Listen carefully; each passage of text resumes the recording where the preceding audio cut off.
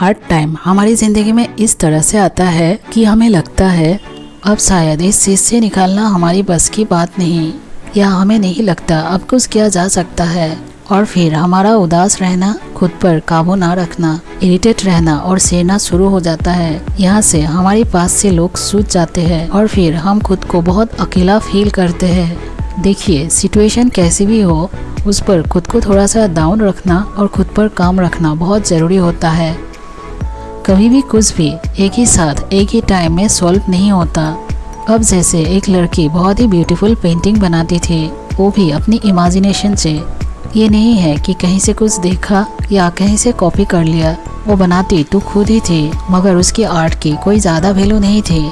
अभी आज के ज़माने में कौन उसकी पेंटिंग को खरीदे और कौन उसकी पेंटिंग को घर में लगाए। हाँ, काफ़ी पेंटिंग सेल होती थी जिससे वो अपनी घर का रेंट दे पाती और अपना खर्चा चला पाती, मगर एक टाइम ऐसा आया जिसने उसको हिलाकर रख दिया। 2 महीने बीत गई थी मगर कोई पेंटिंग सेल नहीं हो रही थी।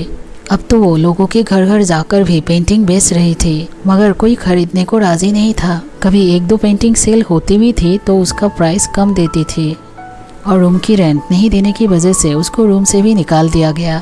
अभी 1-2 दिन किसी दोस्त के घर गए, वहाँ रुके भी, लेकिन वहाँ कितने दिन रहती। घर पे आए मेहमान भी कुछ दिनों के लिए ही ठीक लगता है, उसके बाद से वो बोझ बनना शुरू हो जाता है। इसके साथ भी ऐसा ही था। फिर वो उसके घर से निकले तो उसके पास खाने पीने का भी पैसा नहीं थे। तब उसने सोचा कि सारा सामान उठाकर लोगों के घर घर जाती हूँ, शायद कोई इन पेंटिंग्स को खरीदे और पैसे आए तो ये खाना खाए। अब वो काफ़ी देर इधर उधर घूमने के बाद एक घर से कोई आदमी निकला। उसने इसकी पेंटिंग्स देखी तो उसने कहा कि ये पेंटिंग्स कैसे बनाए तुमने। इसने सब बताई कि ये बस इमेजिनेशन है, आपको ये पेंटिंग्स इंटरनेट पर नहीं मिलेगी। उसने कहा, अगर मैं तुम्हें कोई हिंट्स दूँ तो क्या ऐसे ही पेंटिंग स्टॉक कर सकती हो। तब इसने बोला, हाँ ज़रूर कर सकती हूँ। तब उसने इसे अंदर बुला लिया और कहा कि मैं डिज़ाइनर हूँ, मैं इंटीरियर डिज़ाइन करता हूँ और वॉल पर कुछ लोग मुझसे बड़ी बड़ी पेंटिंग बनाने की बात करते हैं, मगर जैसा उन्हें आइडिया सही होता है ऐसा कोई हिंट इंटरनेट पर नहीं मिल पाता और उसे ड्रॉ करने के लिए मेरे पास कोई नहीं है। तुम कहो तो उसका मैं अच्छा पैसा दिलवा सकता हूँ। और इसने उसके साथ काम करना शुरू किया और महीने भर में उसको इतना काम मिलने लगा कि वो अब खुद के घर खरीद सकती थी और लोग उसके काम से हद से ज़्यादा खुश थे। वो नई नई आइडिया उसके पास लाते और ये अपनी इमेजिनेशन से उसको ऐसा रूप दे देती कि लोग सब हैरान हो जाते।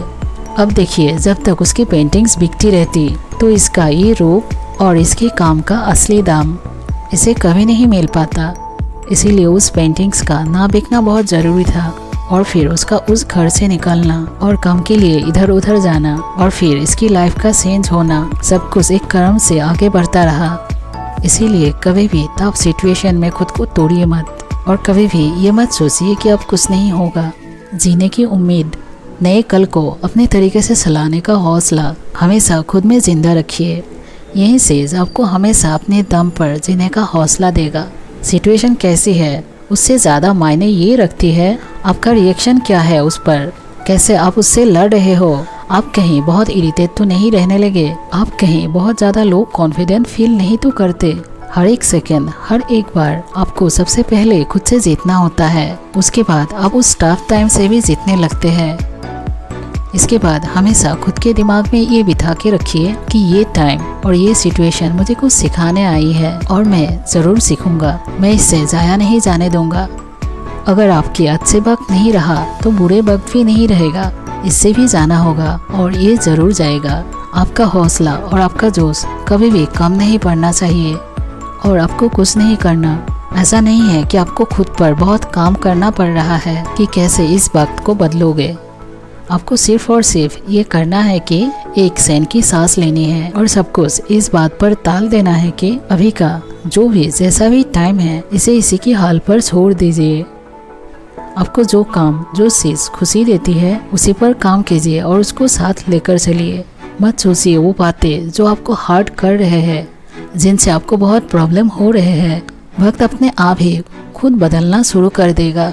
बस आप खुद का ख्याल रखिए, आपके पॉजिटिव थॉट्स को कभी भी कहीं जाने मत दीजिए। उम्मीद करती हूँ कि आपको इस वीडियो की बातें समझ आई होंगे। अगर आप इस वीडियो में कही गई बातों से सहमत हैं तो वीडियो को शेयर करने के लिए ना भूलिए। Thanks for being with me. Don't forget to like, share, comment and subscribe our channel to support us.